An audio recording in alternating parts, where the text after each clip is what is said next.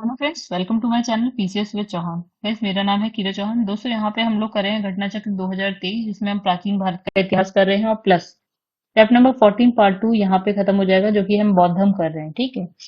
और दोस्तों, यहाँ पे आप एक चीज देख सकते हैं, जैसे कि ये कि गाइस यहाँ पे मेरा व्हाट्सएप नंबर एक है। ठीक है। दूसरा, यहाँ पे मेरे पास टेलीग्राम पेज का लिंक है। अगर आप चाहें तो इसे ज्वाइन कर सकते हैं, बिकॉज यहाँ पे आपको नोटिफिकेशंस मिल जाएंगी, कुछ न्यूज़पेपर रिलेटेड हेल्प मिल जाएगी, तो आप इसे जो है ज्वाइन कर सकते हैं। गाइस, अगर आप लोग को मेरी वीडियोस पसंद है तो वीडियो को लाइक जरूर किया करिए। इन चैनल को अभी तक आपने सब्सक्राइब नहीं किया है, आप प्लीज चैनल को सब्सक्राइब करिए एंड शेयर करिए अगर कोई भी ये बुक पढ़ना चाहता है तो। दूसरी चीज ये कि घटना चक्र की ऑलरेडी मैं सारी वीडियोस बना चुकी हूँ, जो कि मेरे चैनल की प्लेलिस्ट में आपको मिल जाएगी। एक्सप्लेन कर रखा है पूरा का पूरा। अगर आप लोग घटना चक्र कर लेते हैं तो मुझे लगता है कि फ्री के लिए इससे ज्यादा आपको पढ़ने की कुछ भी जरूरत है नहीं। चलिए अब आगे बढ़ते हैं दोस्तों। तो एक बार हम लोग देख लेते हैं सिलेबस। तो गाइस, ये रहा हमारे पास सिलेबस, जिसमें देखिए हम लोगों ने क्या है 3 चैप्टर कर लिए हैं। चौथा चैप्टर हमारा चल रहा है, जो कि अभी खत्म हो जाएगा। बाकी के भी चैप्टर आप लोग यहाँ पे देख सकते हैं कि हमें आगे क्या क्या करना है। ठीक है, चलिए अब और आगे बढ़ते हैं। अब हम करते हैं जहां तक हम क्वेश्चन कर चुके थे उससे आगे की अब यहाँ पे हम बात करते हैं। क्वेश्चन नंबर 41 से स्टार्ट करेंगे। देखिए जो पहला क्वेश्चन है वो क्या है। इसमें लिखा है गाइस कि लिखा है निम्नलिखित पर विचार कीजिए। चलिए विचार करते हैं। इसमें लिखा है बुद्ध में देव देवत्वारोपण बौद्धि, ये देखिए आईएएस 2019 का क्वेश्चन। बोधिसत्व के पथ पर चलना। इसमें लिखा है मूर्ति उपासना तथा अनुष्ठान। इसने बताया, इसमें कहा कि बौद्ध मत मतलब इसमें महायान, इसमें बताया है कि कौन सी विशेषता महायान बौद्ध मत की है। मतलब दो संप्रदाय में बढ़ गया था बौद्ध धर्म। एक था महायान, एक था हीनयान। तो महायान का हमें बताना है। ठीक है।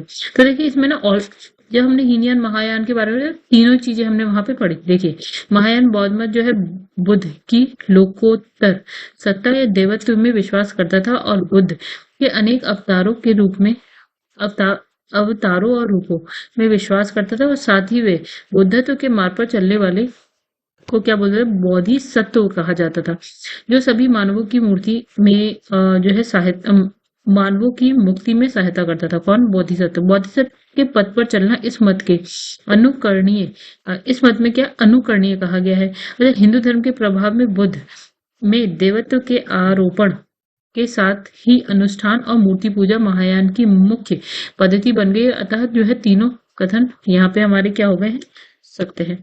चलो अब देखिए यहाँ पे क्या लिखा है। निम्नलिखित 4 स्थानों में हुई बौद्ध संगीतियों का सही क्रम बताना है कि सबसे पहले कहाँ हुई, उसके बाद कहाँ, उसके बाद कहाँ। तो देखिए जो सबसे पहले हुई थी ना, जब आप 2-3 बार पढ़ लेंगे पता है। तो राजगृह में सबसे पहले हुई थी। ठीक है। और सबसे लास्ट में कहाँ पे देखिए, सबसे पहले यहाँ हुई थी, हमें पता है। सबसे लास्ट वाली जो हुई थी कुंडलवन कश्मीर में हुई थी। ठीक है। दूसरे नंबर वाली जो हुई थी ना गाइस, वो हुई थी वैशाली में, और जो थर्ड नंबर पे हुई थी वो पाटलिपुत्र में हुई थी। ठीक है। चलिए आगे बढ़ते हैं।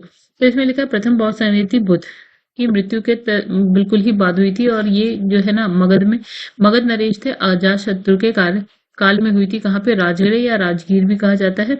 कौन सी गुफा में? सप्तपर्णी गुफा में हुई थी। ठीक है। और दूसरी की बात करें तो देखिए जो शासक था, ठीक है, वो था आपका काला शौक के टाइम में हुई थी। और यहाँ पे कब हुई थी, जैसे और भी 100 साल बाद हुई थी, नेक्स्ट 100 साल बाद हुई थी। और तृतीय संगति की अगर बात करें तो जो शासक सम्राट था जो वो था अशोक, काला अशोक के बाद अशोक था। ठीक है।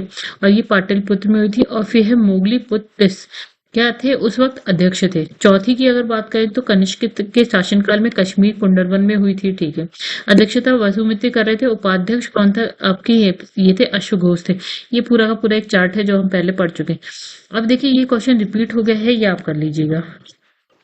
तृतीय बौद्ध संगीति भी रिपीट हो रहा है। प्रथम बौद्ध संगीति का आयोजन हुआ था, ये भी रिपीट हो गया। निम्नलिखित में से किस नगर में प्रथम बौद्ध सभा आयोजित की गई थी? तो कहाँ हुई थी भाई? तो पहली वाली राजगीर में हुई थी। यहाँ पे देखिए बुद्ध के जीवन के 4 महत्वपूर्ण घटनाओं और उससे संबद्ध 4 स्थानों का नीचे उल्लेख दिया गया, हमें मिलाना है। अच्छा, बुद्ध का जन्म कहाँ पे हुआ था? तो कहाँ पे हुआ था? लुम्बिनी। कुशीनगर में इनकी मृत्यु हुई थी, यानी कि निधन हुआ था। बौद्ध ज्ञान में ज्ञान की प्राप्ति हुई थी, ज्ञान की प्राप्ति होगी। पहला जो उन्होंने उपदेश दिया था वो कहाँ दिया था? सारनाथ में दिया था। तो गाइस इसमें कुछ भी ऐसा नहीं है इस पैराग्राफ में जो आपको नहीं पता हो। चलिए पढ़ लेते हैं। महात्मा बुद्ध का जन्म 563 बीसी में हुआ था। कपिलवस्तु के समीप लुम्बिनी में हुआ था। उरुवेला यानी कि बौद्ध गया। वर्तमान में वैशाख पूर्णिमा की रात को हुआ था और क्या पीपल के वृक्ष के नीचे उनको ज्ञान की प्राप्ति हो गई थी। काशी के ऋषि पता यानी कि सारनाथ में उन्होंने अपना सबसे पहला उपदेश दिया था जिसे बोला गया धर्म चक्र प्रवर्तन। कुशीनारा गए, वहां पे उनका लास्ट में बिल्कुल एंड में निधन हो गया और इसको हमने क्या बोला, महापरिनिर्वाण। भारतीय कला में बुद्ध के जीवन की किस घटना का चित्रण जो है मृग सहित चक्र द्वारा हुआ है, तो वो हो गया आपका प्रथम उपदेश। देखिए भारतीय कला में बुद्ध के जीवन के प्रथम उपदेश का चित्रण जो है मृग सहित चक्र के द्वारा हुआ है और बुद्ध ने अपना प्रथम उपदेश सारनाथ में मृग दाव यानी कि हरिण वन में किया था। अच्छा यहाँ पे देखिए, यहाँ पे कुछ सूची 1, 2 इन दोनों को मिलाना है हमें, जैसे कि जन्म, जब इनके जन्म की, ठीक है, देखिए जन्म लिखा है, प्रथम प्रवचन लिखा है, महाबोधि लिखा है, ठीक है, और देखते हैं क्या क्या लिखा है। फिर नेक्स्ट यहाँ पे देखिए क्या लिखा है, त्याग, ठीक है। तो देखिए यहीं पे देख लेते हैं डायरेक्ट। देखिए जब जन्म की बात कर रहे हैं तो इसका जो वो था प्रतीक चिन्ह था वो था कमल, ठीक है। प्रथम प्रवचन की बात करते हैं तो धर्म चक्र प्रवर्तन कहा गया था। महाबोधि की बात करते हैं तो बोधि वृक्ष कहा गया था और गृह त्याग हमने कहा था घोड़े के साथ किया था। फिर है कर मापा लामा तिब्बत, ये बुद्ध संप्रदाय के किस वर्ग का है। देखिए कुछ नई बात आई है जो हम पढ़ के नहीं आए, ठीक है। तो यहाँ पे लिखा है कंग यूपा, ठीक है, कर मापा लामा तिब्बत के बौद्ध संप्रदाय कंग यूपा वर्ग से संबंधित है, ठीक है। आगे बढ़ते हैं। अब लिखा है महात्मा बुद्ध के संबंध में निम्नलिखित कथनों में से कौन सही है, ठीक है, बताना है। तो देखिए पहले लिखा उनका जन्म कपिलवस्तु में हुआ था, ठीक है, हाँ, कपिलवस्तु के समीप लुम्बिनी के समीप कपिलवस्तु में, ठीक है। चलिए, नहीं सॉरी, कपिलवस्तु के समीप लुम्बिनी में हुआ था, एक ही बात है, ठीक है, हाँ यहीं पे हुआ था। उन्होंने बौद्ध ज्ञान में बिल्कुल ज्ञान की प्राप्ति करी, सही बात है। उन्होंने क्या है वैदिक धर्म को अस्वीकार किया था, तो वैसे इन्होंने क्या करा था ना, सही बात है। देखिए जब वैदिक धर्म आते हैं कुछ क्या है कुरीतियां आ जाती हैं, लोग परेशान होते हैं, तब ये क्या करते हैं ना, मूव करते हैं वैदिक धर्म से बौद्ध धर्म की तरफ। तो ये बात भी सही, उन्होंने आर्य सत्य मतलब क्या है आर्य सत्य का प्रचार किया, ठीक है भैया। इनके 4 आर्य सत्य थे, ठीक है, यानी कि सारी की सारी बातें सही हैं, कुछ भी ऐसा नहीं है जो गलत है, ठीक है। अब देखिए बौद्ध गया में महाबोधि मंदिर बनाया गया है जहां जहां गौतम बुद्ध पैदा हुए थे। देखिए महाबोधि मंदिर बनाया गया, ठीक है। देखिए बौद्ध गया में 6 वर्ष की साधना के बाद क्या होता है, 29 को इन्होंने गृह त्यागा था, 6 साल बाद आ जाते 35 साल के हो जाते। तो 6 साल की साधना के बाद 35 वर्ष की आयु में इनको क्या है वैशाख पूर्णिमा के दिन पीपल के वृक्ष के नीचे ज्ञान की प्राप्ति हो गई थी, ठीक है। तो भैया क्या लिखा है बी में, इसमें गौतम बुद्ध को ज्ञान की प्राप्ति हुई थी यहाँ पर, ठीक है। अब बौद्ध गया में क्योंकि बौद्ध वृक्ष के नीचे हुई थी तो बौद्ध ही वृक्ष के अपने वंश की इस पीढ़ी मतलब बौद्ध गया में बौद्धि वृक्ष अपने वंश की किस पीढ़ी का है, ठीक है। देखिए यहाँ लिखा है पंचम, देखिए क्या हुआ, इसमें लिखा है महाबोधि मंदिर में स्थित जो अभी बौद्धि वृक्ष है ना, जिसके नीचे बैठकर महात्मा बुद्ध ने ज्ञान की प्राप्ति करी थी, ठीक है। ह्वेनसांग के अनुसार उस जो मूल वृक्ष था, जो मतलब जो रियल वृक्ष था जिसके नीचे बैठे थे, तो मूल वृक्ष को जो है 7वीं शताब्दी 7th सेंचुरी में जो है शशांक नामक एक सम्राट था, उसने क्या कर दिया था, नष्ट कर दिया था। और वर्तमान वृक्ष हम देख रहे हैं वो 5वीं पीढ़ी का वृक्ष है जिसे अलेक्जेंडर कनिंघम, ठीक है, आर्कियोलॉजिकल सर्वे ऑफ इंडिया वाला, ठीक है, तो अलेक्जेंडर कनिंघम ने लगाया था जो अभी हम देख रहे हैं। वे वृक्ष पूरी तरह क्या है संरक्षित है और केवल इससे जो गिरी हुई पत्तियां है ना वो ही आप छू सकते उठा सकते हैं, मतलब आप वहां की पत्तियां तोड़ नहीं सकते। निम्नलिखित में से कौन सा बौद्ध पवित्र स्थल निरंजना नदी पर स्थित है, तो कहाँ कौन सा है गाइस, बौद्ध गया है। क्योंकि जो बौद्ध जब गौतम बुद्ध को ज्ञान की प्राप्ति हुई थी तो पीपल के वृक्ष के नीचे और किस नदी के साइड में, निरंजना नदी। तो पवित्र बौद्ध स्थल बौद्ध गया जहाँ गौतम बुद्ध को सर्वप्रथम ज्ञान प्राप्त हुआ था, निरंजना नदी पर स्थित है। आधुनिक फल्गु नदी को ही पूर्व में निरंजना नदी कहा जाता था और ये नदी तो मतलब जो निरंजना नदी थी आज हम उसको बोलते हैं फल्गु, ठीक है। तो ये नदी 2 छोटी धाराओं निरंजना और क्या है मोहना से मिलकर बनी के मिलने के बाद बन जाती है। एक तरफ से आ रही है निरंजना, एक मोहना, अब ये बन जा रही है आपकी निरंजना नदी, आप कह सकते हैं फाल्गु नदी, ठीक है। चलो अब यहाँ पे लिखा है बुद्ध के उपदेश किससे संबंधित है। अच्छा तो यहाँ लिखा है आचरण की शुद्धता पवित्रता से, ठीक है। महात्मा बुद्ध के उपदेश आचरण की पवित्रता शुद्धता से संबंधित है। बुद्ध के उपदेशों में आत्मा संबंधी विवाद नहीं है। ठीक है। धार्मिक कर्म कांडों की बुद्ध ने क्या करी है, आलोचना करी। निम्नलिखित में से कौन बुद्ध के जीवन काल में ही संघ प्रमुख होना चाहता था? तो उसका जो भाई था, चचेरा भाई, जिसका नाम था देवदत्त। ठीक है। वो चाहता था कि बुद्ध की जगह ले ले। तो देवदत्त जो है ना, यहाँ पे बुद्ध का चचेरा भाई था। वह पहले उसका अनुगत अनुगत बना और फिर बाद में क्या बन जाता है, विरोधी। वे बहुत संघ से बुद्ध को हटाकर स्वयं उसका प्रधान बनना चाहता था, किंतु उसे उसकी जो है सफल, मतलब इसमें ही सफल नहीं हो पाया। तो देवदत्त उसी दिन से संघ का प्रधान बनने की सोचने लगा था, जब वो पहले पहले भिक्षु बना था।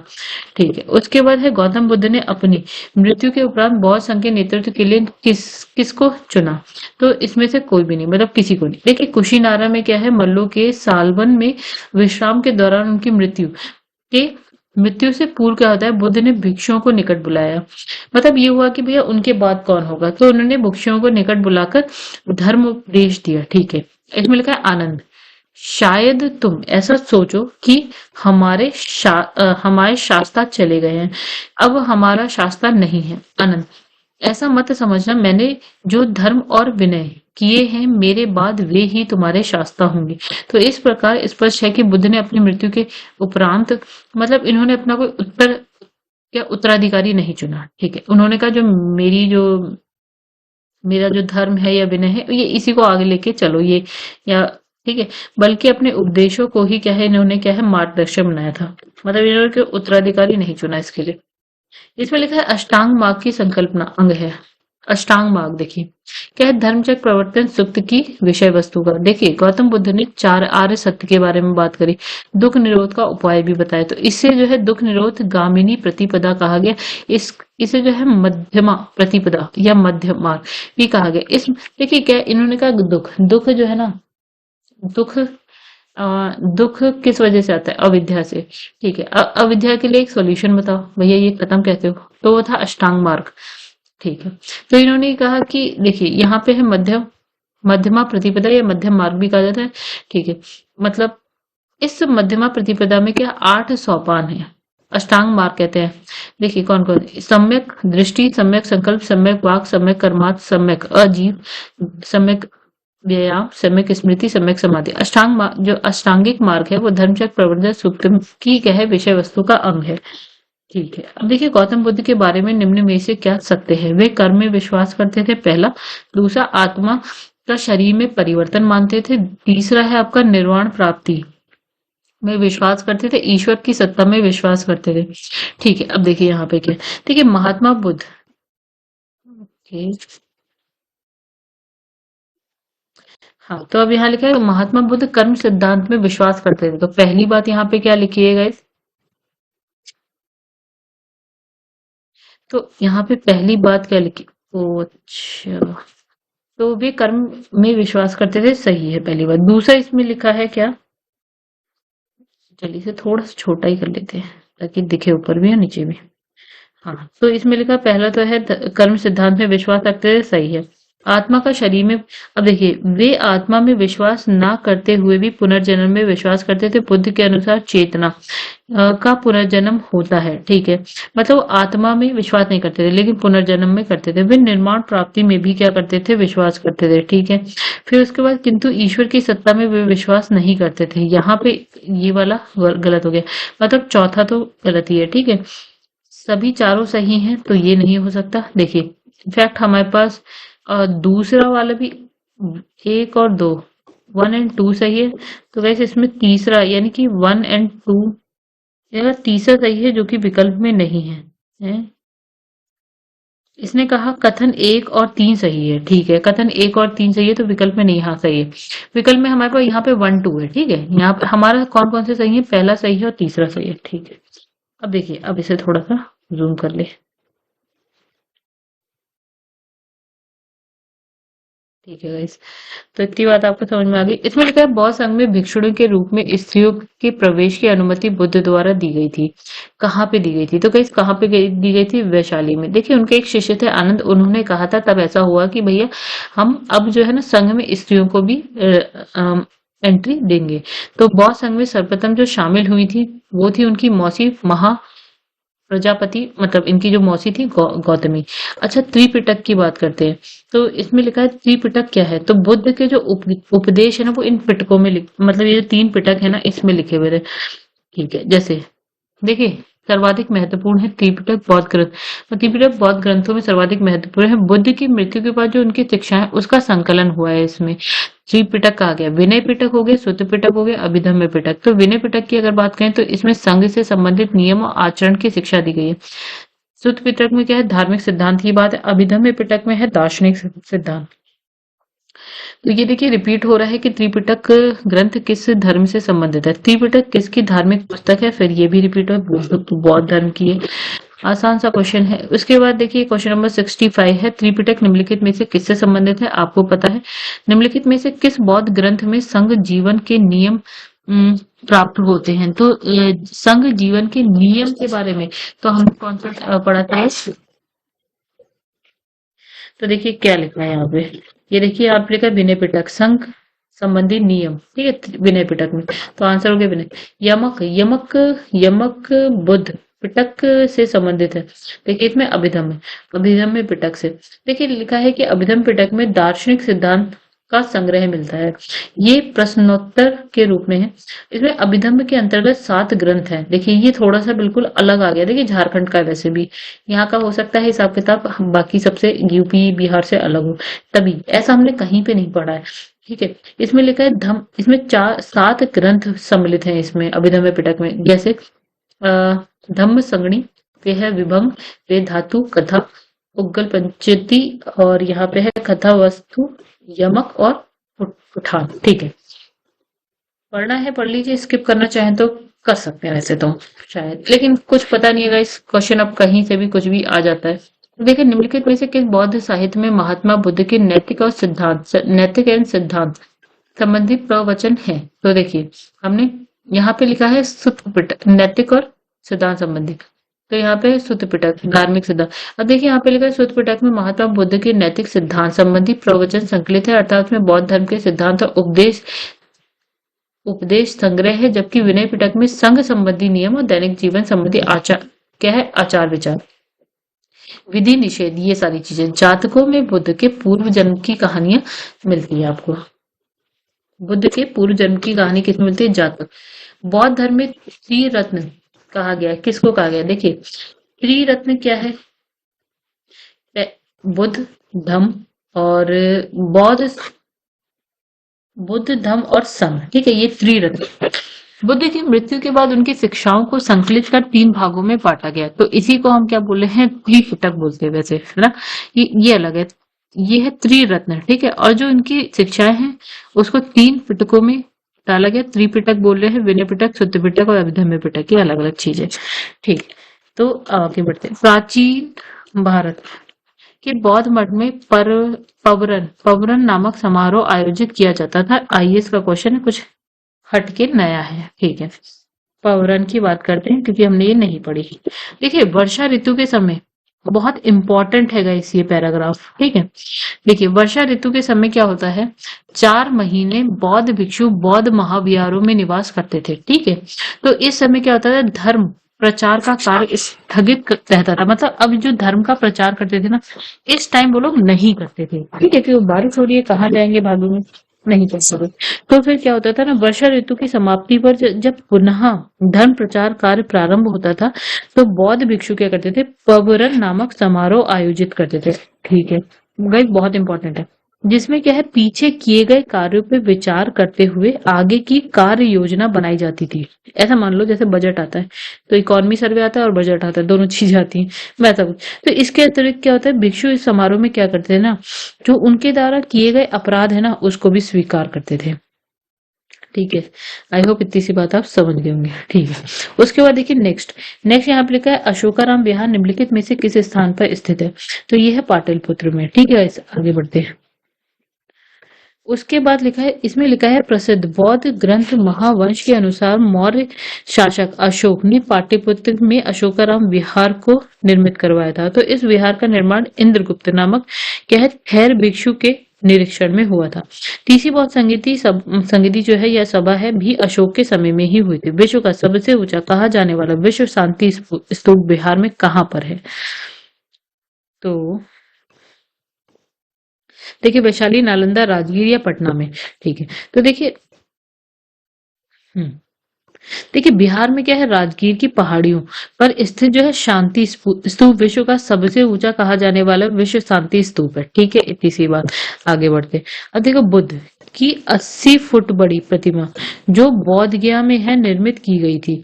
ठीक है, यहाँ लिखा है जापानी में बुद्ध की 80 फुट ऊंची बोध गया में स्थित प्रतिमा लाल ग्रेनाइट और बलुआ पत्थर से निर्मित की गई थी। 7 वर्ष का समय लगा था और जापान के दाई जोकियो संप्रदाय की हेल्प के सहयोग से की गई थी। ठीक है निर्मित। अब इसमें लिखा है सर्वप्रथम स्तूप शब्द कहाँ मिला? ठीक है, तो हमें मिला था ऋग्वेद में मिला था। कहाँ मिला था? ऋग्वेद में मिला था। अब देखिए सर्वप्रथम जो स्तूप शब्द है उसका वर्णन ऋग्वेद में मिला है। तो इसके अतिरिक्त अगर हम बात करें तो अथर्ववेद है, वाजसनेयी संहिता हो गई, तैत्तिरीय ब्राह्मण संहिता हो गई, पंचविश ब्राह्मण, इसमें भी स्तूप से संबंधित जानकारी मिलती है और इसका मतलब होता है किसी वस्तु का ढेर। अच्छा, वह स्तूप स्थल जिसका संबंध भगवान बुद्ध के जीवन की किसी घटना से नहीं है वो बताओ। देखिए सारनाथ है, बोध गया है, कुशीनारा, यहाँ तो है भैया। सांची की बात हमने नहीं करी है, ऐसा समझ लीजिए। ठीक है, अब देखिए बोध गया की अगर बात करें तो यहाँ का जो स्तूप है स्थल बुद्ध की क्या है, ज्ञान प्राप्ति हुई यहाँ पे। सारनाथ की बात करें तो इन्होंने पहला उपदेश दिया था, धर्मचक्र प्रवर्तन कहा गया। कुशीनारा में इनकी मृत्यु हो जाती है तो इसलिए, जबकि सांची बुद्ध के जीवन से संबंधित नहीं है। ठीक है, ऐसा कुछ हुआ नहीं वहां पे। अच्छा, यहाँ पे लिखा निम्नलिखित स्तूपों का सही तैथिक क्रम कालानुक्रम क्या है? अच्छा भाई देखिए, अब देखिए कौन कौन से हैं इसमें स्तूप।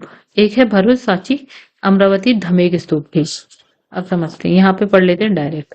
इसमें लिखा है भरूच और क्या है एवं सांची के स्तूप की स्थापना मौर्य शासक अशोक के शासनकाल में हुई। धमेक स्तूप की संरचना का निर्माण जो है मूलतः अशोक के शासनकाल में हुआ, जिसे गुप्त काल में प्रतिस्थापित कर वर्तमान स्तूप बना। अमरावती स्तूप का सातवाहन शासक वह भरूच, सांची, धमेक स्तूप का निर्माण कर निर्धारित करना क्या है, संभव नहीं।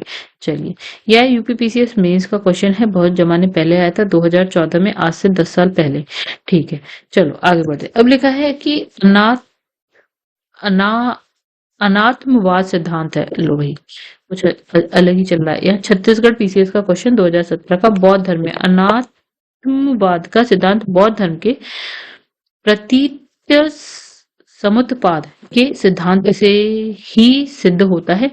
इसे निरात्मवाद भी कहा जाता है। अगर आप स्किप करना चाहते हैं, मैं पहले ही कह सकती हूँ कि आप इसे स्किप कर सकते हैं।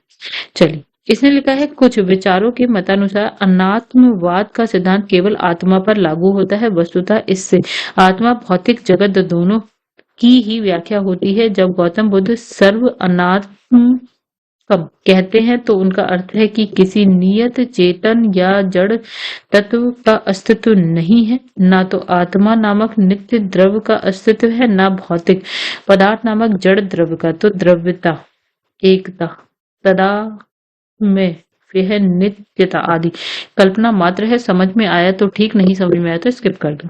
आगे बढ़ते। संसार क्या है, अस्थिर और क्या है, क्षणिक है।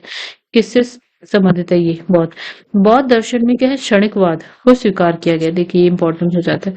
ठीक है, क्षणिकवाद को स्वीकार किया गया है बुद्ध ने स्वयं। अनित्यवाद के सिद्धांत का प्रतिपादन किया है। क्षणिकवाद अनित्यवाद का क्या है, आपका तार्किक विकास है जो बौद्धोत्तर दर्शन में अस्तित्व में आया। क्षणिकवाद के अनुसार विश्व की प्रत्येक वस्तु का अस्तित्व क्षण मात्र के लिए रहता है। जिस प्रकार नदी की एक बूंद एक क्षण के लिए सामने आती है और दूसरे क्षण में क्या है, विलीन हो जाती है, उसी प्रकार जगत की समस्त वस्तुएं जो है आपका क्षण मात्र के लिए ही अपना अस्तित्व कायम रखती हैं। चलो नेक्स्ट क्वेश्चन पे आ जाते हैं अब हम लोग। लिखा है यहाँ पे निम्नलिखित में से किसे एशिया के ज्योतिपुंज के तौर पर जाना जाता है? तो बहुत आसान है, गौतम बुद्ध को एशिया के ज्योतिपुंज के नाम से जाना जाता है। गौतम बुद्ध के जीवन पर क्या है, एडविन अर्नोल्ड ने एक बुक लिखी है जिसका नाम है द लाइट ऑफ एशिया। चलो आगे बढ़ जाते हैं। अब लिखा है निम्नलिखित में से तो गाइस ये कलर चेंज करो। ठीक है, निम्नलिखित में से किसे एशिया का ज्योतिपुंज नाम से जाना जाता है? फिर ये रिपीट हो गया क्वेश्चन आपका। ठीक, ये भी कलर मजेदार नहीं है गाइस, दूसरा यही कलर ले लो। अब लिखा है नव बौद्धवाद के प्रतिपादक कौन है? चलो, तो है अम्बेडकर। अच्छा, भीमराव अम्बेडकर ने, ये देखिए छत्तीसगढ़ में आया है ये क्वेश्चन और 2019 की कहानी है ये। ठीक है, भीमराव अम्बेडकर द्वारा बौद्ध धर्म की पुनर्व्याख्या करते हुए इसे नव बौद्धवाद की संज्ञा दी गई, जिसे प्राय नव्यान भी कहा गया। नव बौद्धवाद आंदोलन के अंतर्गत क्या है, अम्बेडकर ने मुख्यतः दलित वर्ग को बौद्ध धर्म के अंतर्गत समाहित करने का प्रयास किया और इस संदर्भ में उनके द्वारा प्रतिपादित 22 प्रतिज्ञाओं का विशेष महत्व है। चलो भाई आगे बढ़ते हैं। अब देखिए इसमें लिखा है क्षणिकवाद का प्रतिपादन किसने किया? तो बुद्ध ने किया। क्षणिकवाद का सिद्धांत बौद्ध दर्शन से संबंधित है। ठीक है, ठीक है। क्षणिकवाद क्या है? अनित्यतावाद का तार्किक विकास है जो बौद्धोत्तर दर्शन में अस्तित्व में आया है। बुद्ध के अनुसार संसार में कुछ भी स्थितियां नित्य नहीं है, यहाँ तक कि आत्मा भी नित्य सत्य नहीं है। ये उल्लेखनीय है कि गौतम बुद्ध ने स्वयं अस्थायित्व और क्या है क्षणिकत्व में भेद किए बाप से किया है। उन्होंने आत्मा को क्षणिक और क्या है महत्वचु वो अनित्य कहा। और गाइस कितना मुश्किल है ये सब समझना। चलिए आगे बढ़ते हैं। नेक्स्ट क्वेश्चन यहाँ लिखा है भारत के सांस्कृतिक इतिहास के संबंध में पारमिता शब्द का सही विवरण निम्नलिखित में से कौन सा है? पारमिता भाई, ठीक है, खतरनाक ही होता जा रहा है। इस यहाँ पे लिखा है कि पूर्णताएं जिनकी प्राप्ति से बोधिसत्व पथ प्रशस्त हुआ। ओ माय गॉड गाइस, देखिए अब जिसमें मैं ओ माय गॉड ऐसा बोल दूं या अरे बाप रे बोल दूं तो समझ लीजिएगा अगर आप पीसीएस से रिलेटेड हैं और यूपी पीसीएस बिहार पीसीएस से तो आप स्किप कर सकते हैं इसे। बौद्ध धर्म में बोधिसत्वों को क्या है बुद्धत्व प्राप्त करने के लिए पारमिता नामक क्या है विशिष्ट साधना का वर्णन किया गया था है। फिर पारमिता ही एकमात्र ऐसा साधन है जिसके द्वारा बुद्ध की मान्य पदवी बुद्धत्व की प्राप्ति की जा सकती है। बोधिचर्यावतार में आचार्य शांति देव कहते हैं कि जो साधक बुद्धत्व की प्राप्ति के लिए, कैसी आप पढ़ लीजिएगा, ठीक है, जो भी है। आगे बढ़ते हैं, क्यों टाइम वेस्ट करें, क्यों वीडियो को बढ़ा दें। अब देखिए यहाँ लिखा है सर एडविन अर्नोल्ड की पुस्तक है द लाइट ऑफ एशिया आधारित है। तो ये किस पे? इसमें लिखा है ललित विस्तार पर। देखिए सर एडविन अर्नोल्ड की पुस्तक है the light of Asia Lalit विस्तार की विषय वस्तु पर आधारित है। इस पुस्तक का प्रकाशन 1879 में किया गया था। कहाँ किया गया? लंदन। बौद्ध धर्म के महायान हीनयान संप्रदाय में सर्वाधिक मौलिक अंतर निम्नलिखित में से कौन सा है? तो इसमें लिखा है देवी देवताओं की पूजा का। देखिए इसमें लिखा अहिंसा पर दोनों ने ये कहा है कि हाँ ठीक है, जाति रहित समाज दोनों ने कहा ठीक है, स्तूप पूजा दोनों कर रहे हैं। यहाँ पे क्या है? देवी देवताओं की पूजा। देखिए बौद्ध धर्म में क्या है? हीनया महायान संप्रदाय में सर्वाधिक मौलिक अंतर क्या है? देवी देवताओं की पूजा। हीनयान में क्या है? बुद्ध को क्या है महापुरुष माना है, लेकिन महायान ने इन्हें देवता माना है और क्या है उनकी पूजा की जाने लगी। तो इसी के साथ ही क्या है अनेक बोधिसत्व की भी पूजा की जा रही है महायान में। ठीक है, तो आगे बढ़ते हैं। अब देखिए यहाँ पे लिखा है गौतम बुद्ध को एक देवता का स्थान किस राजा के युग में प्राप्त हुआ है? अशोक, कनिष्क,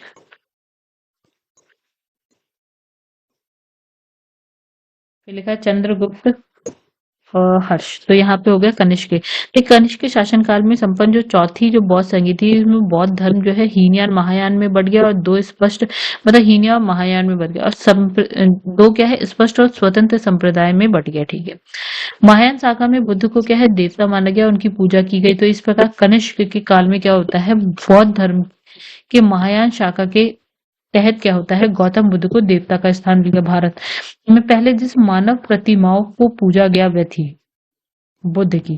ठीक है, अब देखिए भारत में सबसे पहले बुद्ध की प्रतिमाओं की पूजा की गई। तो बौद्ध धर्म की महायान शाखा के जो अनुयायी थे सबसे पहले बुद्ध मूर्तियां स्थापित करी, उसकी पूजा करी। ठीक है, देश में निम्न में से किसने जो है मूर्ति पूजा की नींव रखी? तो सिंपल उपरोक्त में से सर्वप्रथम देखिए जैन आजीविक आजीविकों ने या फिर बौद्धिक वैदिक धर्म बौद्ध धर्म में। तो जो उपरोक्त में से सबसे पहले अगर बात करें तो बौद्ध धर्म के द्वारा ये हुआ है। तो महायान ने सर्वप्रथम बुद्ध की प्रतिमा स्थापित करके पूजा करना स्टार्ट किया। गांधार शैली की मूर्ति कला में बुद्ध के सारनाथ में हुए प्रथम धर्मोपदेश से संबद्ध प्रवचन मुद्रा का नाम है। तो धर्मचक्र, यही बोला जो सबसे पहले उद्देश्य दिया, धर्मचक्र प्रवर्तन कहा गया। देखिए, गांधार कला की उत्पत्ति का स्रोत एशिया माइनर और क्या है, हेलेनिस्टिक कला थी, और इस शैली की कला का प्रमुख विषय महात्मा बुद्ध का जीवन चरित्र था। उनके अंदर बुद्ध के महाचक्र मुद्रा, ध्यान मुद्रा, अभय मुद्रा और वरद मुद्रा आदि मूर्तियों का निर्माण किया गया है गांधार शैली में। ठीक है, गांधार कला कह लीजिए, गांधार शैली कह लीजिए। चलिए, बुद्ध की खड़ी प्रतिमा निम्न में से किस काल में बनाई गई है? तो आंसर यहाँ हो गया कुषाण काल में। अब देखिए, कुषाण काल में ही क्या होता है, गांधार और मथुरा, देखिए इंपॉर्टेंट सी बात आ रही है यहाँ पे। कुषाण काल में गांधार मथुरा कला शैली के तहत क्या होता है, बुद्ध और जो बोधिसत्व है उनकी बहुत सारी मूर्तियों का क्या है, निर्माण किया गया। तो वीएस अग्रवाल ने कहा कि सर्वप्रथम मथुरा में ही क्या होता है, बुद्ध मूर्तियों का निर्माण किया गया, जहां इसके लिए पर्याप्त आधार था, सबसे पहले मथुरा में। ठीक है।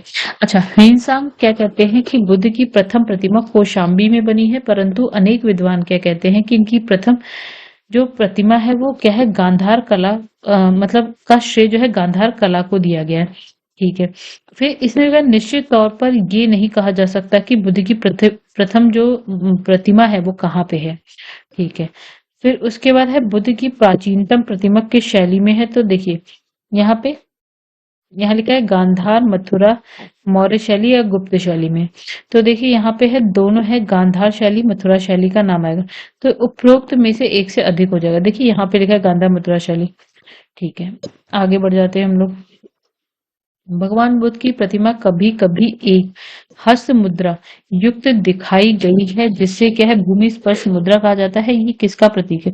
देखिए, बुद्ध की भूमि स्पर्श मुद्रा से तात्पर्य क्या है, अपने तप की सुचिता और निरंतरता को बनाए रखना है। बुद्ध की भूमि स्पर्श मुद्रा जो है मार यानी कि कामदेव के प्रलोभनों के बावजूद अपनी क्या है, सुचिता और शुद्धता का साक्षी होने के लिए बुद्ध का धरती का आह्वान को प्रदर्शित करता है।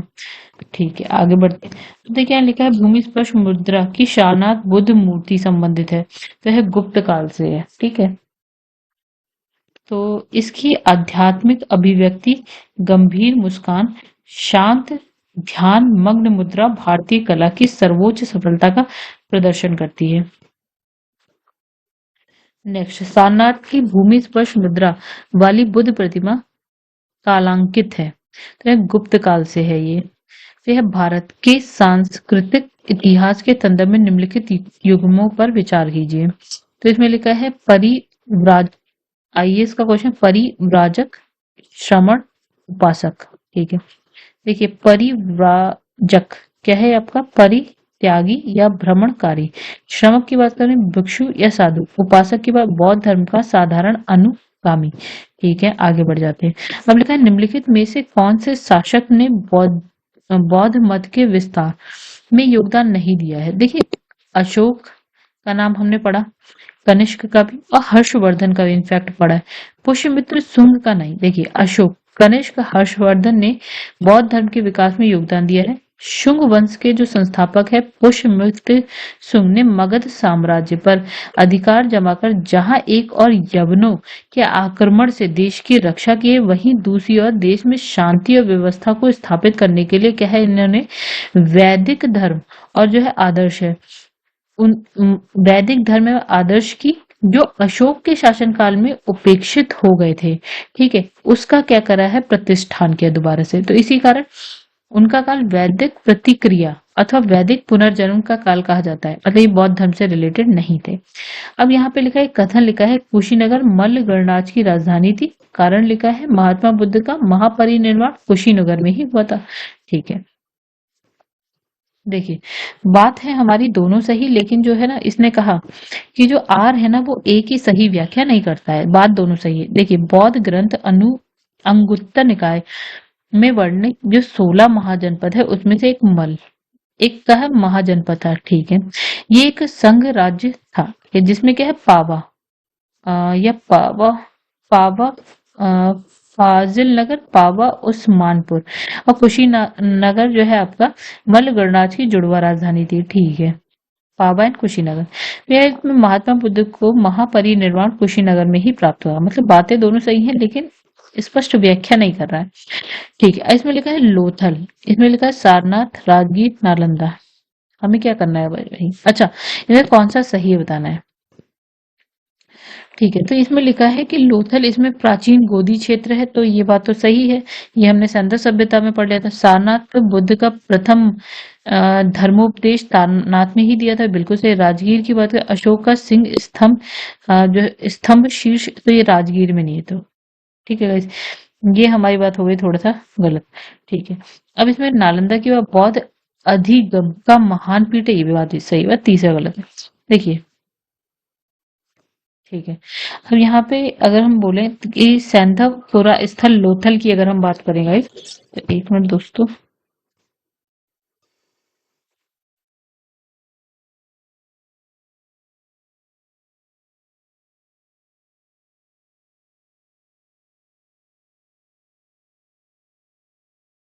क्या करा जाए दोस्तों।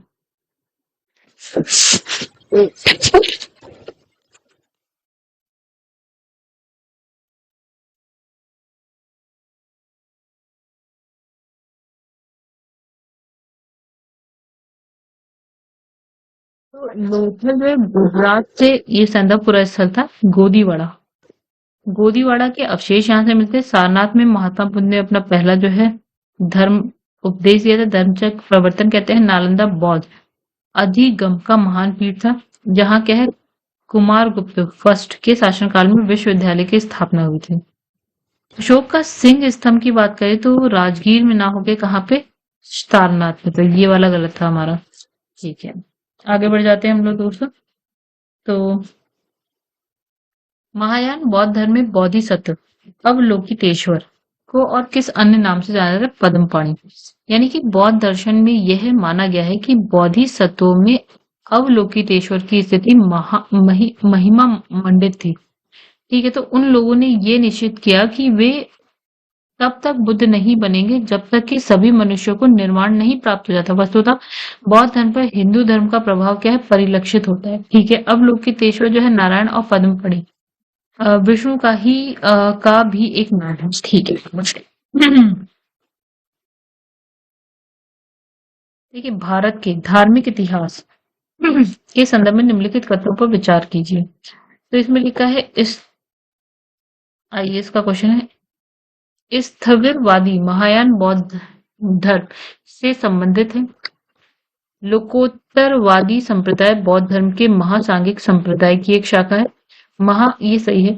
महासांगिकों द्वारा बुद्ध के देवत्वारोपण ने महायान बौद्ध धर्म को क्या है, प्रोत्साहित किया। तो वैसे भी सही है, मतलब दूसरा और तीसरा सही है। तो वैसे इसकी व्याख्या में यही बातें लिखी हैं, कुछ नया नहीं लिखा है। आगे बढ़ते हैं, आप एक बार चाहे तो पढ़ सकते हैं इसे। भारतीय इतिहास के संदर्भ में निम्नलिखित में से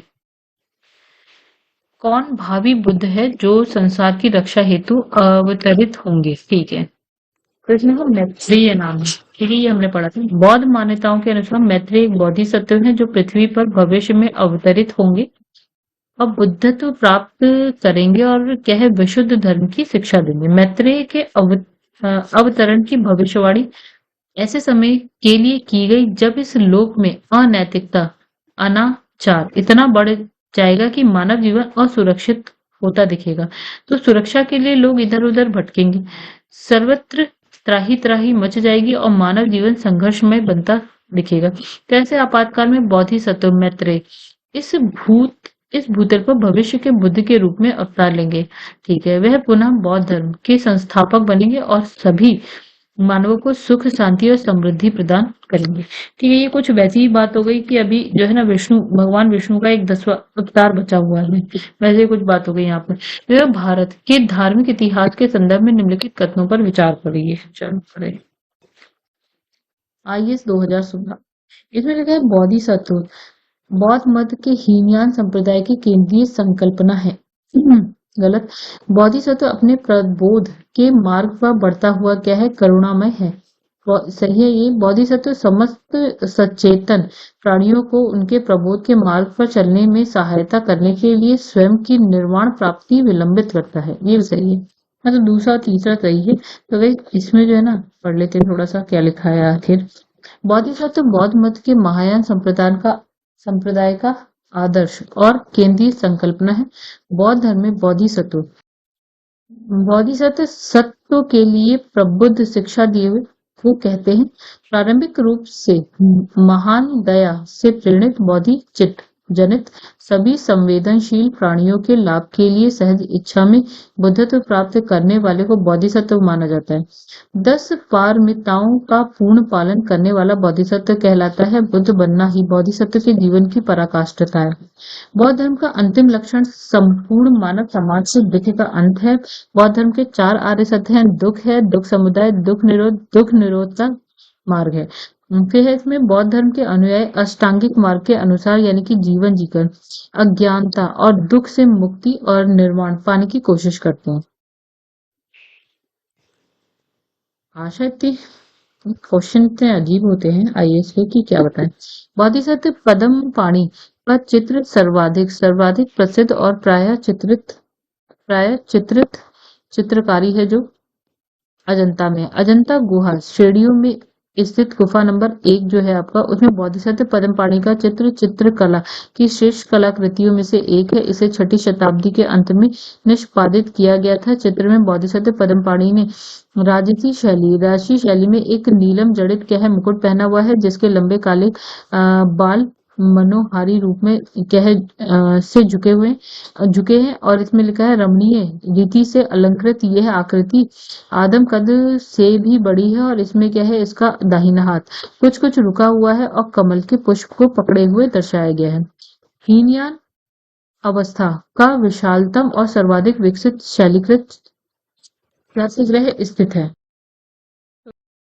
नेक्स्ट क्वेश्चन की बात करते हैं। यहाँ लिखा हीनयान अवस्था का विशालतम सर्वाधिक विकसित शैलीकृत चैत्यगृह स्थित है, तो कार्ले में है। कहाँ पे? कार्ले।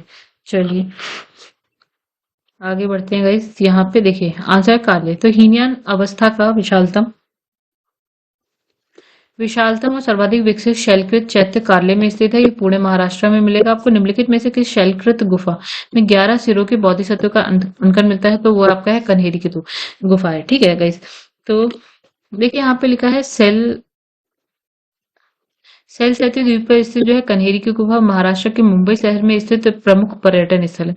ये गुफा संजय गांधी राष्ट्रीय उद्यान परिसर में स्थित है और प्राचीन अभिलेखों में कन्हा शैल कृष्णगिरी कान्हागिरी के नाम से उल्लिखित कन्हेरी बौद्धों का प्रमुख केंद्र हो गया। कन्हेरी में क्या है, एक ही पहाड़ी में सर्वाधिक संख्या में गुफाओं का निर्माण किया गया है। कन्हेरी की गुफा का निर्माण 1ली शताब्दी ईसा पूर्व में हुआ था। 11वीं शताब्दी ईसा पूर्व तक इसे यूज किया गया। गुफा नंबर 41 में क्या है, अवलोकितेश्वर की एक रोचक मूर्ति स्थित है जिसकी 4 भुजाएं 11 मुख है। ठीक है, यह अपनी किस्म की भारत में स्थित एकमात्र मूर्ति है। इस रूप में क्या है, उपासना चीन, तुर्किस्तान, कंबोडिया, जापान में 7वीं 8वीं शताब्दी में की जाती थी, लोकप्रिय थी। ठीक है, तो इसमें लिखा है विशुद्धि मग के रचयिता कौन है? तो आंसर है बुद्धघोष, छत्तीसगढ़ पीसीएस। प्रथम शताब्दी ईसा पूर्व में किस भारतीय बौद्ध भिक्षु को जो है चीन भेजा गया था? तो आंसर था नागार्जुन। नागार्जुन जो है कनिष्क के दरबार में एक महान विभूति थे। ठीक है, उन्होंने अपनी पुस्तक क्या है माध्यमिकारिका में सापेक्षता सिद्धांत को प्रस्तुत किया और चीनी मान्यता है कि इन्होंने क्या है चीन की यात्रा करी और यहीं से उन्होंने बौद्ध शिक्षा ग्रहण करी। ठीक है, अब इसमें शून्यता के सिद्धांत का सर्वप्रथम प्रतिपादन करने वाले बौद्ध दार्शनिक का नाम बताइए? तो ये है नागार्जुन। देखिए, माध्यमिक और शून्यवाद मत के प्रवर्तक नागार्जुन है। इनकी प्रसिद्ध रचना माध्यमिकारिका है। इसे सापेक्षवाद भी कहते हैं। ठीक है, इनके अनुसार प्रत्येक वस्तु किसी न किसी कारण से उत्पन्न हुई है, वह उन पर निर्भर है। नागार्जुन ने प्रतीत्य समुत्पाद को भी शून्यता कहा है। नागार्जुन किस बौद्ध संप्रदाय से? तो ये हो गया आपका माध्यमिक। भारतीय इतिहास के संदर्भ में निम्नलिखित युग्मों पर विचार करते हैं। चलिए, तो देखिए इसमें क्या है ना, पहला है आर्य देव, तो ये जैन विद्वान थे नहीं, कैसे बौद्ध दार्शनिक थे। दूसरा है दिगनाग, दिगनाग बौद्ध विद्वान थे, सही है, बौद्ध विचारक थे। और ये पहले वाले जो है आर्यदेव हैं, आर्यदेव जो है आपके जैन दार्शनिक है, जो बौद्ध दार्शनिक नागार्जुन के शिष्य थे। दिगनाग की बात करें तो बौद्ध विचारक थे, उन्होंने क्या है प्रमाण समुच्चक नामक ग्रंथ लिखा है। तीसरे हो गए नाथ मुनि, नाथ मुनि क्या है वैष्णव विद्वान है, वैष्णव विद्वान है, सही है, ये दोनों सही है हमारे। इन्हें जो है श्री वैष्णव संप्रदाय का पहला आचार्य माना गया है। अब लिखा है बौद्ध शिक्षा का केंद्र, इसमें लिखा है विक्रमशिला। ठीक है, अब देखिए प्राचीन काल में क्या होता है। बौद्ध शिक्षा के लिए हमारे पास 3 केंद्र है, नालंदा, वल्लभी और विक्रमशिला। अगर हम नालंदा की बात करें तो गई थी पटना के दक्षिण में स्थित 40 मील की दूरी पर। यहाँ पे एक गांव है जिसका नाम है बडगांव, यहाँ पे है। ठीक है, अब ये जो है महायान, महायान बौद्ध धर्म की शिक्षा आपको यहाँ से मिलेगी। अगर वल्लभी की हम बात करें तो गुजरात के काठियावाड़ में है, वल नामक स्थान पर है, और यहाँ ये जो पश्चिम भारत में शिक्षा और संस्कृति का केंद्र है, यहाँ से आपको हीनयान की शिक्षा मिलेगी। ठीक है, हीनयान बौद्ध धर्म की। ठीक है, अब इसमें विक्रमशिला बिहार के आधुनिक भागलपुर से जो है 24 मील पूर्व में क्या है पत्थर घाट नामक पहाड़ियों पर स्थित है। विक्रमशिला के महाविहार की स्थापना जो है पाल नरेश धर्मपाल ने करी थी। इंपॉर्टेंट बात। ठीक है, तो यहाँ मंदिर और मठ भी बनाए गए। ठीक है, वाराणसी जो है हिंदू संस्कृति और धार्मिक शिक्षा का केंद्र हो गया। गिरनार गुजरात के जूनागढ़ जिले में स्थित है। बुद्ध के समय क्या है उज्जैन जो है ना अवंती राज्य की राजधानी थी। देखो वल्लभी विश्वविद्यालय स्थित है, कहाँ पे स्थित है गाइस, गुजरात में, काठियावाड़ में। यह नालंदा विश्वविद्यालय की स्थापना का युग है गुप्त काल। देखिए इसमें नालंदा एक विख्यात जो है बौद्ध पीठ और विश्वविद्यालय था। ये बिहार में राजगीर के निकट स्थित है और 5वीं शताब्दी के मध्य गुप्तों के समय में क्या नालंदा महाविहार अस्तित्व में आया था। सर्वप्रथम कुमारगुप्त प्रथम ने नालंदा बौद्ध विहार को दान में दिया और बाद में क्या है बौद्ध विहार को दान दिया। ठीक है, और फिर उसके बाद दान किस किसने दिया, बुद्धगुप्त ने भी दिया, तथागत गुप्त ने, बालादित्य, इन सब ने भी जो बौद्ध विहार है उसको दान दिया। नालंदा विश्वविद्यालय के संस्थापक कौन थे, तो वो थे आपके कुमारगुप्त प्रथम। ठीक है, देखिए क्या लिखा है ह्वेनसांग के अनुसार, ये एक चीनी आती है। ह्वेनसांग के अनुसार नालंदा महाविहार का जो है संस्थापक क्या है, इसमें लिखा है शक्रादित्य था।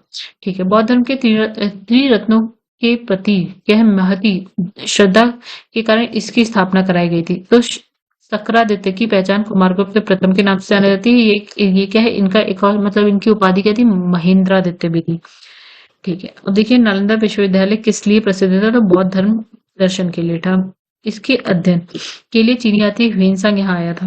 और इसमें लिखा है कि 12वीं शताब्दी के अंत तक नालंदा महाविहार का पतन हो गया। महाविहार को राजकीय प्रश्रय मिलना बंद हो गया। सही बात है, मतलब राजकीय प्रश्रय मतलब सुरक्षा या कह सकते हैं इनका क्या बोलते हैं प्रश्रय मिलना बंद हो गया, जिसकी वजह से इसका पतन हो गया।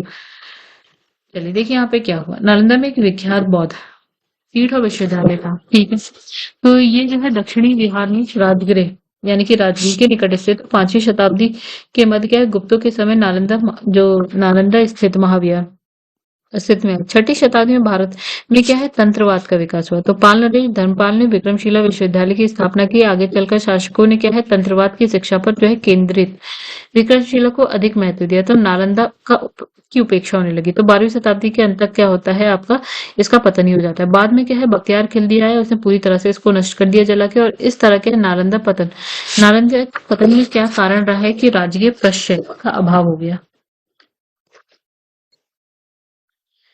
नेक्स्ट क्वेश्चन तो यही लिखा है कहीं, लिखा है नव नालंदा महाविहार किसके लिए विख्यात है। देखिए नव नालंदा महाविहार की बात करते हैं तो इसमें लिखा है कि पाली आधुनिक संस्थान। देखिए नव नालंदा महाविहार जो है बौद्ध अध्ययन का आधुनिक केंद्र है, जिसे बिहार सरकार ने 1951 में नालंदा में स्थापित किया। इस केंद्र में क्या है बौद्ध और क्या है पाली अनुसंधान संस्थान। ठीक है, ठीक है, यहाँ बड़ी संख्या में श्रीलंका, जापान, कोरिया, तिब्बत, भूटान आदि देशों से पाली और बौद्ध अध्ययन के अनुसंधान के लिए स्टूडेंट्स आते हैं।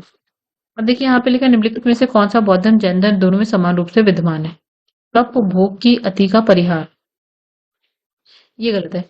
वेद प्रमाणित के प्रति अनास्था, ये सही।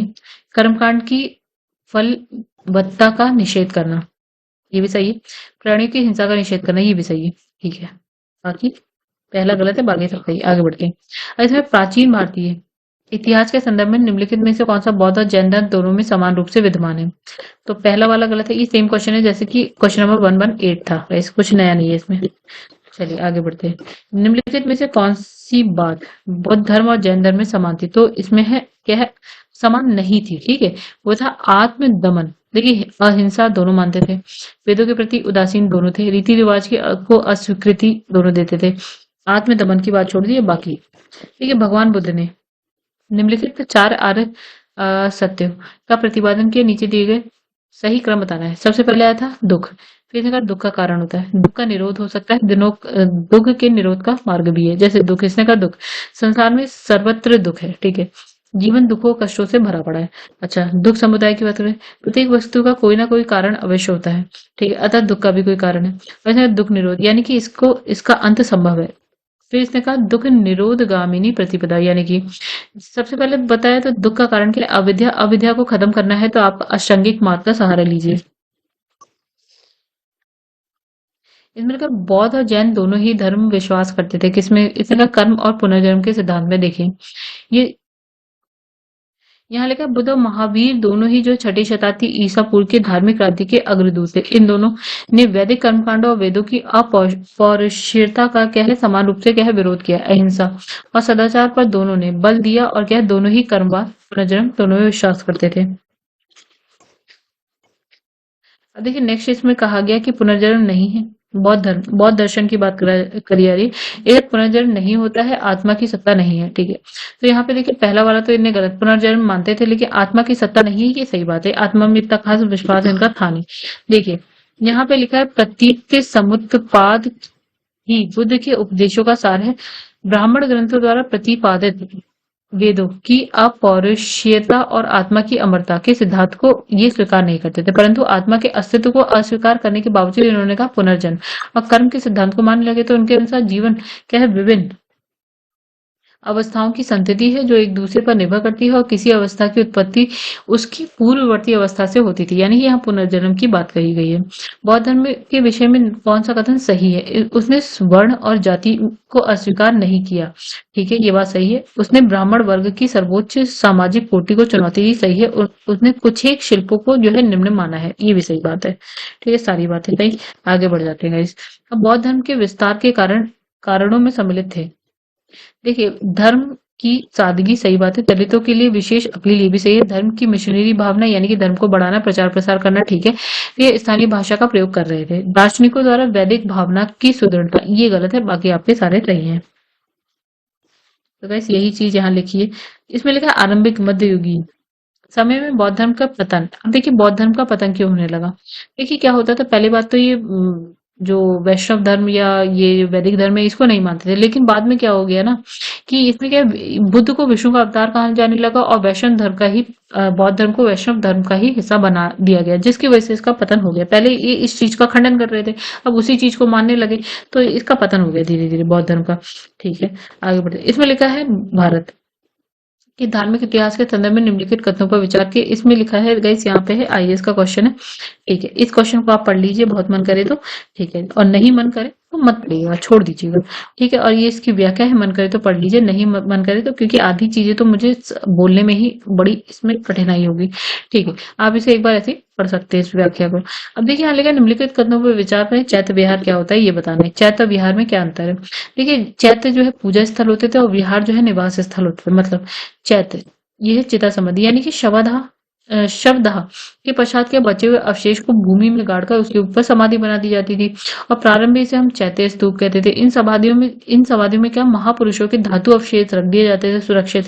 अच्छा, चैत्य उपासना के केंद्र बन गए। कालांतर में बौद्धों ने इन्हें अपनी उपासना का केंद्र बना लिया। अब यहाँ पे क्या होता है, इसी के पास क्या भिक्षु अपने रहने के लिए आवास बनाते थे, जिसको हम क्या बोल रहे हैं, विहार बोल रहे हैं, ठीक है। कुछ शैलकृत बौद्ध गुफाओं को चैत्य कहा और अन्य को विहार कहा। दोनों में अंतर है, हमने देख लिया क्या अंतर है। अच्छा, इसमें लिखा है निम्नलिखित कथनों पर विचार कर लेते हैं। इसमें लिखा है पश्चिमी गोदावरी जिला यूपीपीसीएस प्री 2000 पश्चिमी गोदावरी जिला के गुंटूपल्ली में प्रारंभिक चैत्य गृह और विहार चट्टानों को काटकर बनाए गए हैं। सही बात है। पूर्वी दक्कन के चैत्य विहार साधारणतः चट्टानों को काटकर बनाए गए, दोनों बात सही है।